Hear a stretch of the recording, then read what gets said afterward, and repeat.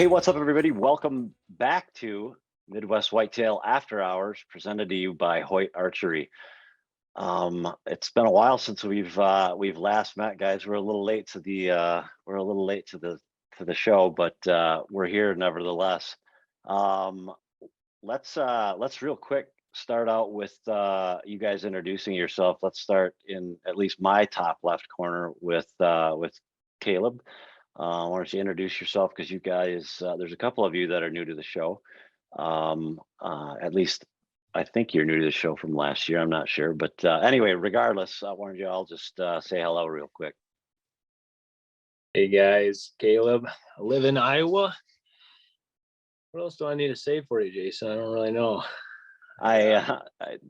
That's all. In my opinion, that's all you need to say. Well, probably you don't incriminate yourself then, right? Yeah, no kidding, right? Go ahead, Gavin. Hey, what's up, everybody? I'm Gavin. I'm a new employee to Midwest Whitetail, and I also live in Iowa, just like Caleb. Yep, Mike Reed here, hunting in Iowa. Yep, Owen, hunting in southern Iowa. All Iowa boys here. Jason, you're the outcast.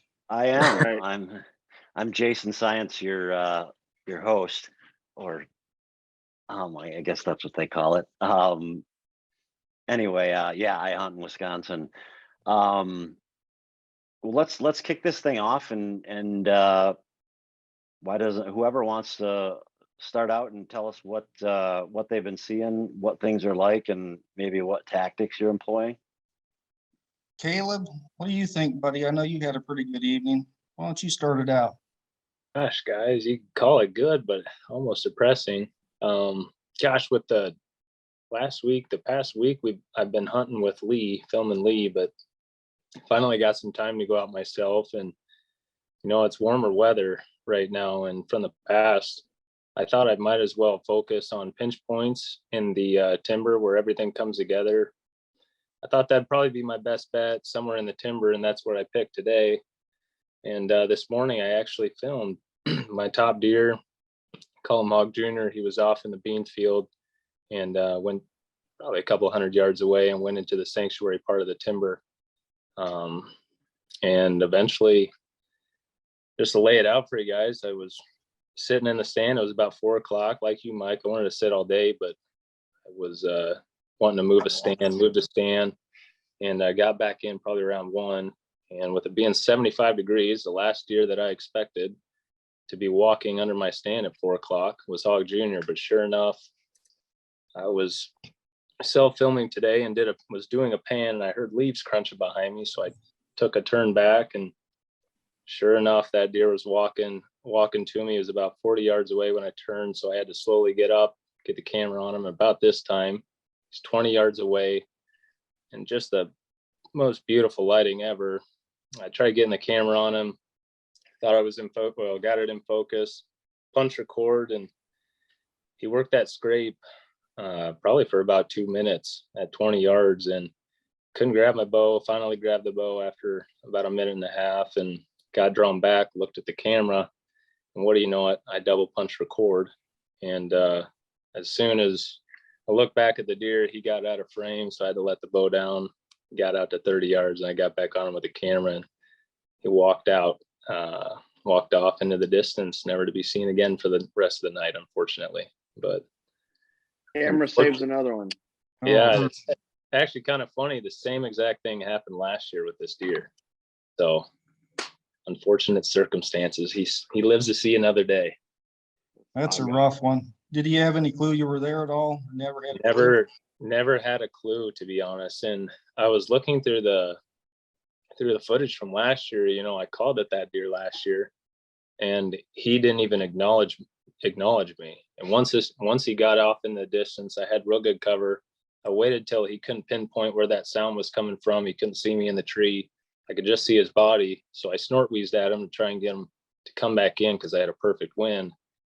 And that deer didn't skip a beat. I mean, I don't know if he's deaf or what, but he didn't hear me. He just kept rolling on. But Just looked like he was cruising. it looked like, I kind of got the feeling So that deer lives 2 miles to the north. Unfortunately, I lost permission because they sold that farm this past year. So 2 years of history, dating back a couple of years ago, I've had pictures of him all October up there. And then he normally moves down to where I'm at this time of year in November. But I was kind of just got the drift that he was looking for that first doe, you know. It seemed like he was cruising. It was literally 4 o'clock, 75 degrees, middle. I mean, I got to think he was probably looking for that first doe. So I don't know. What do you guys think as far as warm days on places to sit? I feel like places where everything just pinches down and bottlenecks down is probably your best bet, not? That's what I'm thinking too. I mean, that's what I've been trying to target, you know, these pinch points on food sources, little ditch crossings and stuff like that, you know, but the problem is when you're hunting one deer, you always got to pick that one night he's in there, you know, that's the tough part. But that's what we love about it too. We don't want it to be easy. I keep telling Devin that. I said, we don't want it easy. It's rewarding when it's tough and then you succeed, you know. We don't want it too Right. hard either, but we don't want it too easy. Exactly. Right. You know, I think that Caleb, your question is a question that can be answered probably 10 different ways. I've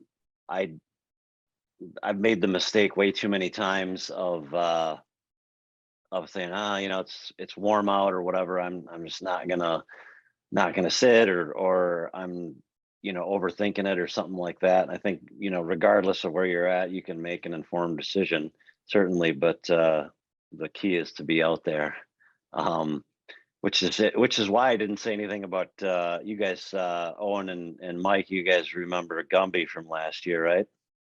That's right.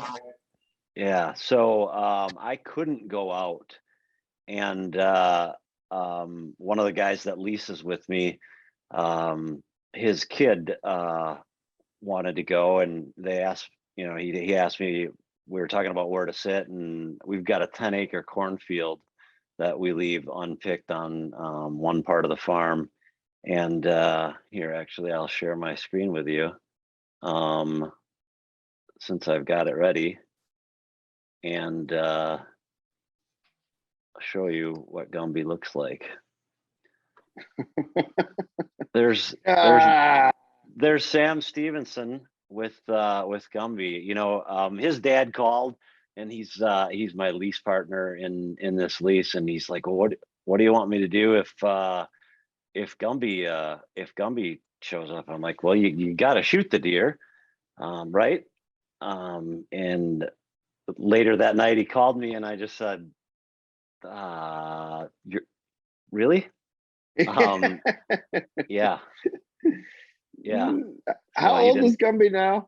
He's up Six and there. I mean, my best guess is 6.5. I filmed him at 3.5 or 4.5. So he's 5.5 or 6.5. I filmed him. He blew up a decoy in a field that I was hunting, and I'm like, you know, I'm gonna give that deer a couple of years and kill him.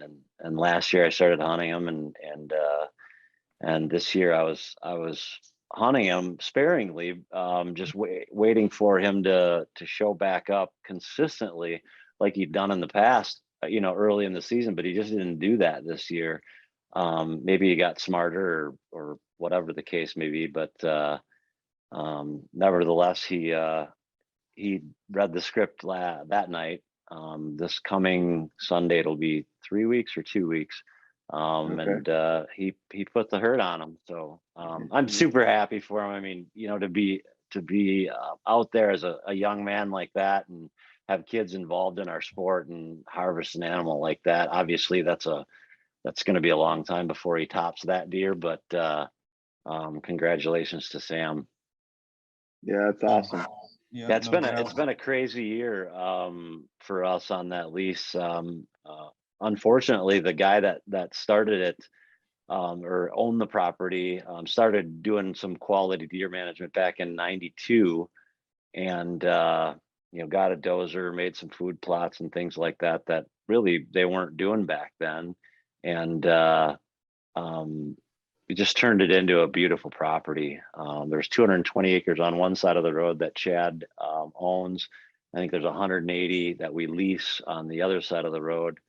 And it's a beautiful farm. And both, just oddly enough, he and his wife passed away this summer.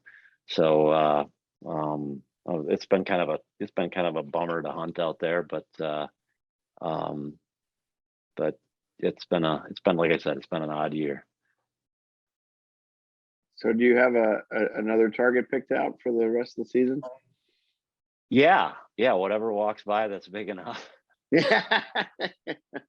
Actually, I had one show up last night that I think it was last night or the night before. I don't remember for sure, but I had one show up that is he's big. He looks huge from a distance, but I don't know whether that's, the camera pixelating at 40, 50 yards in the dark, or whether it's something different in a huge buck. So we'll find out.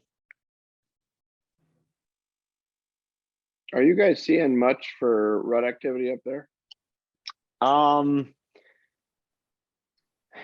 than, I would say that they're seeking. I have not seen a whole lot of chasing out of anything mature at all. But they're definitely on the move, and I'm starting to get a few more daylight pictures. But as I alluded to, Mike, earlier, starting this new real estate business, it's been a little bit crazy and tough to get out. But I'm gonna leave here tomorrow morning at 3:30 and drive up there and hunt the day and get a suntan. There you go. That's right. That's what Yeah. I know. I was talking to Ryan in the tree stand tonight about. We were sitting, just got in the sun, and I said, "Man, we need some suntan lotion or sunglasses or an umbrella or something." But as you were mentioning earlier, and to your question, Caleb, I mean, it is November, so whatever the temperature is, you just got to sort of sit out there. And I think if you can sit near water, particularly, I mean, I think your water source, could play a role depending on the area, but also just your standard rut places like good funnels. I mean, they're out cruising, they're doing what they need to do, or I think they will be anyway. To me, it's been a little bit slower than, for November 1st, and as much as I've hunted in the last 10 days, I think it's been surprisingly slow, even with the cooler weather last week, as far as, pre-rut activity and rattling in bucks or having good responses or things like that. And even today, today we hunted pretty much all day. I actually saw some seeking by young bucks, saw a nice 3-4-year-old this morning, saw a 5-year-old I have history with, a bunch of young bucks. Ended up seeing probably 12 bucks on the day. Hunted till almost 1 o'clock, got down, hung a set and switched places, and just went hunt over a little food plot. Actually, where Rye killed a couple nights ago on October 28th. And that's probably the most rut activity we've actually seen, was the night that Rye killed. We had some does and some bucks pestering does, and bucks kind of pushing each other around, and his buck came out into the food plot and tore up a tree and snort wheezed and worked its way into 20 yards. So that was a pretty awesome hunt. We were sitting for Kelsey, my number one target this year. And, basically I have quite a number of 5.5-year-old bucks that I told Rye, have at it. So he's been carrying his bow to the stand. And, anyway, that deer came in and he was able to put a good shot on him, and in that story on a buck we had some history with. But we went back to that stand tonight. Kelsey was there the very next night. So we went in there, recovered our deer, messed around, stunk the place up, and 5:30 the next day, there's Kelsey out in the food plot working the scrape post. So I was like, well, that time of year again, it's hard to scare them away, it seems like. But tonight we had deer, just does and bucks, feeding next to each other in the cut cornfield, which I just was looking at that doing, golly, it doesn't feel like November 1st, they're not even messing with each other. So it was pretty interesting to see that. And I think it's hopefully going to pick up here over the next few days. Anybody else got anything exciting? I don't know about exciting, but I've been seeing, it's been a little stagnant in the evenings for sure. It's been about like the wind, slow and stagnant. That last hour's been pretty good. And one thing I've been seeing, I've noticed that I'm starting to see bucks show up a mile or a mile and a half away from their home core. So they're starting to make those excursions and they're starting to show up in different places. So it gives you some chances, some hope to catch them where you normally wouldn't. But at the same time, if you're trying to target them, in their home core, that makes it tough because they might be a mile away or 2 miles away. You don't know. So it's just the nature of the beast as we start to get into November. Yep. Did you feel like this pre-rut was good or exciting, or it's been kind of slow for you? I thought it was kind of slow other than when we did have the weather. I think October is so dependent on the weather, especially like Right. this last 10 days. I mean, it can be phenomenal or it can be slow. And I've answered some questions like that, and they asked the team stuff. They said, would you pick the last week of October or the first week of November? I said, well, if you can tell me what the weather's going to do, I'd pick one or the other. But yeah, I think it's so dependent. If we had, all 40s, this has probably been a phenomenal week. But even Yeah. then, you felt like you could connect at any point. You're seeing just enough chasing and seeking and stuff. You feel like you could connect at any point, but it's just on the cusp of breaking loose. Yeah. I mean, I had an encounter with Kelsey on the 27th. And this is a 6.5-year-old deer that we have 4 years of history with. Encounters with him every year. And it's just the one that I decided that I'm gonna hunt this year. And anyway, he's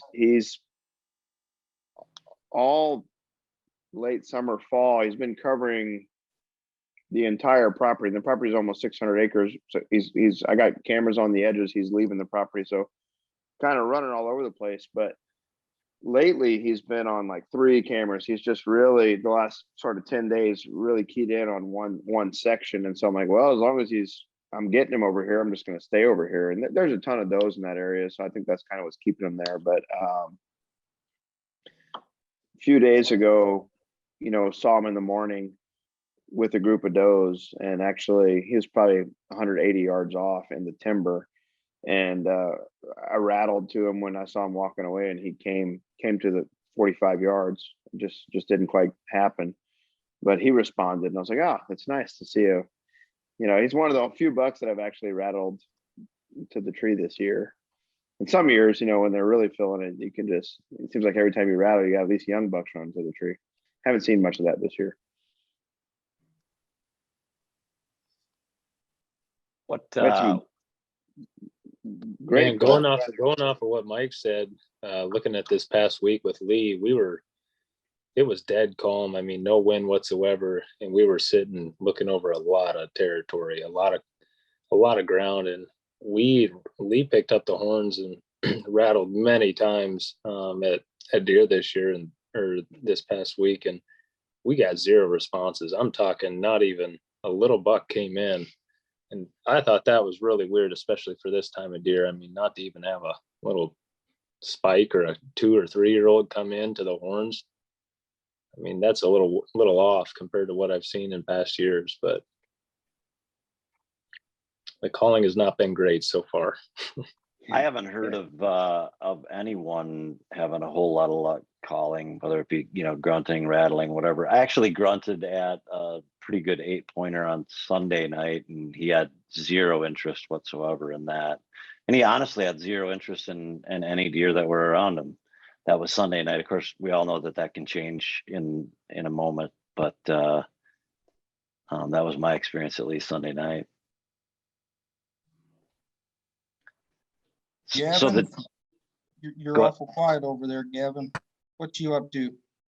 Man, we've been hunting this public a lot. We went out there this evening after that big deer, pretty much honed in on him now. I've got a couple other deer on different public spots, but just obviously nothing as big as that one. So we hunted up until today. We only hunted for him one other time after that encounter.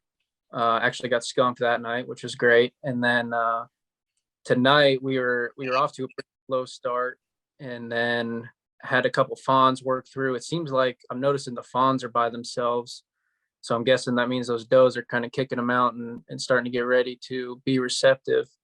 I'm guessing that that's what that means, but saw a few fawns start to work towards food, and then had a spike come cruising through, and then had a really nice 3-year-old.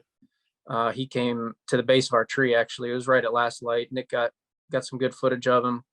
It was a deer I've had one series of pictures of, and I thought he was more of a 4-year-old. He just looked like kind of a bigger body deer, but ended up just being a really, really pretty 3-year-old. He's a 5x5, long brows, good frame and everything. I mean, everything you'd want out of a 3-year-old. Just came to the base of our tree, could smell our ground set, and he was just kind of curious, and then walked on through the funnel we were sitting over. But no, I haven't gotten pictures of that big deer since we encountered him. I only have one camera in there, so I need to get some more out. But I don't know. I know that there's some other hunting pressure. There's some small game pressure in there. I think there's at least one other bow hunter that I've seen in there. He's up closer to the road, luckily, but other than that, yeah, I don't know if he's still living in there or not. I mean, the night that we encountered him, he was 20 yards behind my camera, and we never would have gotten him on camera. So who knows? I mean, he might just be right in there doing the exact same thing, and I'd never know. So we're going to keep hunting him, though. I think we're just going to keep, I talked to Mike about it a little bit, and I think we're just going to kind of bounce around and try to locate him, try to get a beat on where he's at, try to put some more cameras out for sure, but just try to figure him out a little more. So Are you seeing a Yeah. lot of fawns that are by themselves? That'd be we pretty saw early for that. we saw 3 by themselves. So there was a pair of them, and then there was one by itself. We actually set up with it bedded like 50 yards away. Didn't know until we had done the opening interview, and it all of a sudden just stood up and was feeding around and then laid back down. So Yeah, that's unusual that early. I wonder if they're orphaned or something, because usually that's more of a peak rut kind of thing. Usually in the bucks with trying to get with the doe, he chases the little one off, and then they'll be back together, after she gets bred, and he yeah, tends to the doe for a couple of days, then they'll get back together. So that'd be pretty early, but you never know. Some of them do come in early. So yeah, Were they Yeah. button bucks, Gavin, or they or no? definitely could have. The one, and in fact, I had the thought, the first one that we saw, that there was a pair of them, and they were 100 yards off. I couldn't really see what they were, but I think that the one was a button buck. I've Yeah. noticed that those does normally kick those button bucks off a little earlier than the other way around, but didn't know if that had anything to play with it. I've been seeing a lot of does with fawns yet still, but those ones that have button bucks, I've seen that they've been off by themselves the past week and a half or so. Yeah, I Yeah. agree. I could ride around and on the way to or from the stand, or just heading up there, I would see in an afternoon, 1 o'clock in the afternoon, there'd be a button buck standing out in the middle of a cornfield or something, looking like he had no idea what he was supposed to do, but Yeah. he was sure gonna do it. Afternoon snack. Yeah. Yeah, right. Exactly. Yeah, I think I see a lot too. That these fawns are, they're getting a little older, and so they might go off early and eat, and then later mom seems to join the destination food source, and all of a sudden the fawns are harassing her again. So, I mean, sometimes they're just separate, not necessarily because they're breeding, but they're just, Mm-hmm. not together. But yeah, Gavin, I hope you can get some more time in that piece and figure that deer out. One thing I think I'd be curious to see what the rest of you say, but once the rut starts really moving, we'll get all our cameras on scrapes for the pre-rut in October, and the bucks are hitting them and working scrapes, and you get all these pictures, and then the cameras will slow down quite a bit when Yeah. when they're focused on breeding. They're not working scrapes, and obviously one camera on a piece of property. I mean, it's funny how many times we've sat this little peninsula on the river farm, and I've got one camera on that peninsula, and how many deer walk, I mean, you would never know they were there, but so it's about obviously a new piece sitting in there, hunting the wind, but just learning, observing, that he's not too far. I doubt he's run out of there because of pressure. It's just thick, and obviously he might go. The next 2 weeks are high risk for him going for a walk. But to try to find some love. But anyway, spend some time in there.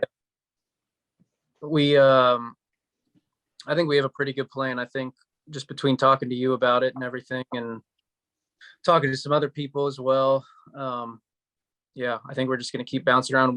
That's the nice thing. And I told Nick this tonight, is like, we do learn quite a bit. It seems like every single sit, it's cool to just see where the deer are moving, which way they're heading.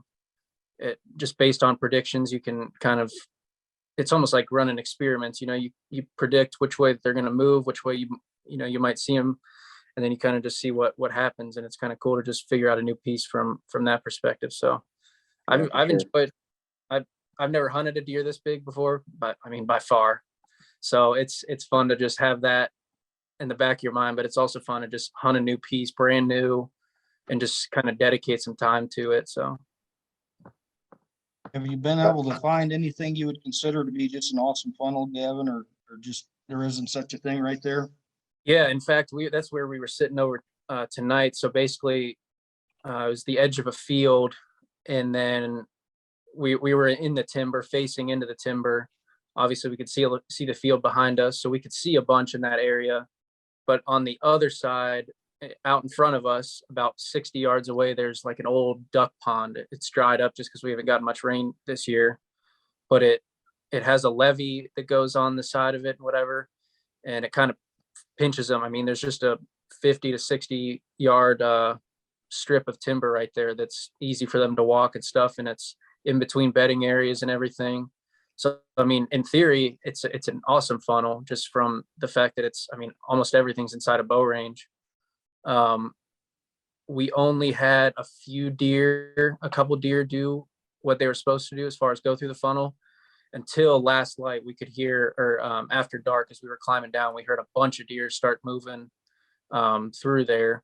And I don't know if it's just because it was warmer out and they were just moving later or whatever, but it definitely seems like it's going to be a good funnel. So that won't be the last time we sit there.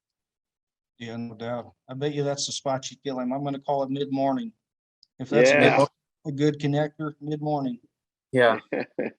No, I want to go out in the morning for sure. I think it'll be good out there. Yeah, get in there. It's tough. It's a property kind of like the river bottom, where it's not a it's a wetland, so it's hard to have a physical funnel. It's basically edge habitat, that funnel. Some, especially with the ponds dry, I think. But they're creatures of habit. Even if there's not water in the pond, they could walk through the pond. They tend to walk the trails they like to walk. So that spot does seem like it'll be a good spot to sit. Yeah, and there is a lot of edge out there, and it makes it.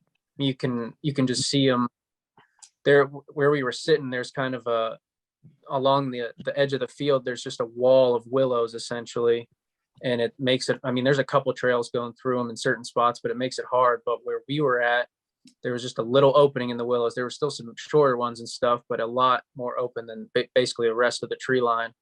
And that's where we had that 3-year-old come right down the pipe, and then we had a spike go through there. So there's just those little areas, and that's kind of what I always like to look for when I'm figuring a new spot out like that, is those little funnels that you would never be able to see on an aerial or whatever. You just have to go and figure them out through experience. So we definitely kind of realized that tonight. Like I said, I'll definitely be sitting there at least one more time, if not a few more times, but we're going to bounce around too. So yeah, I'm excited to follow along. I hope you can catch up with them. Yeah, we'll have this one up on the blog tonight, I think. So be able to see. You guys got some work to do yet tonight. Oh yeah, it never ends. It never ends. Me too. I gotta figure out how to get this to you.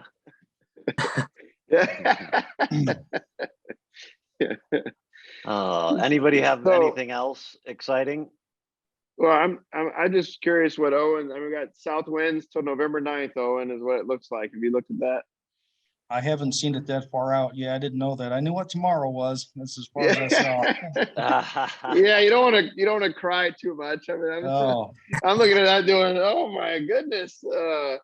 Anyway, yeah, we'll just sit in the tree, keep smiling because we're hunting, Yeah. you know, Right on. and yeah, that's right. Well, it's good to be back together, and I can't wait to, this is a way I tell my friends about this. It's like long distance deer camp, it's I miss deer camp. I miss sitting around talking about the hunts, and so it's really fun to get on and chat about stuff with you guys. Yeah, for Absolutely. sure. We're gonna try and do a little bit more frequency than maybe we did last year, and we'll see once how the year goes. But the podcast will be available through all of the places that it was last year, wherever you consume your content, whether it be YouTube or Apple, iTunes. I believe we were on Amazon, and I don't know how many other sites, SoundCloud, Podbean, all that kind of stuff. So if anybody has any questions, which one of you wants the question directed at you? Owen, Yeah. Bring Oh, them. I don't you know, know. I think it'd be fun to if someone's got a question they want to send Owen, they can send it to any of us, but probably one of the guys that is working with Midwest Lifestyle, or excuse me, Midwest Whitetail on a regular basis, would be the person to get it to, and they can get it to me, and we'll ask the question to the group. Yeah, and I think we'll try to do what we did last year a couple times. I wasn't sure that the opening one might be the most appropriate, but we'll do some maybe we're on our socials alive where they can message in, like what Max did with last year, where at the end of the podcast Yeah. we can answer some questions and let the group comment on them and that kind of thing. That'll be a good way to interact with folks and get their questions answered. Absolutely. Yeah, I enjoyed that part of it probably more than any of it. It's just fun doing the question and answer stuff. Yeah, and yeah. a lot of times it's stuff that pertains to what you're doing, and maybe it's something you hadn't even thought of doing. So I always pick up something from one of these shows. So it was good to get the dust knocked off, and next time it'll be near perfect. Of course. All right. Well, if nobody has anything else, we'll close it out for tonight. And we'll be back shortly.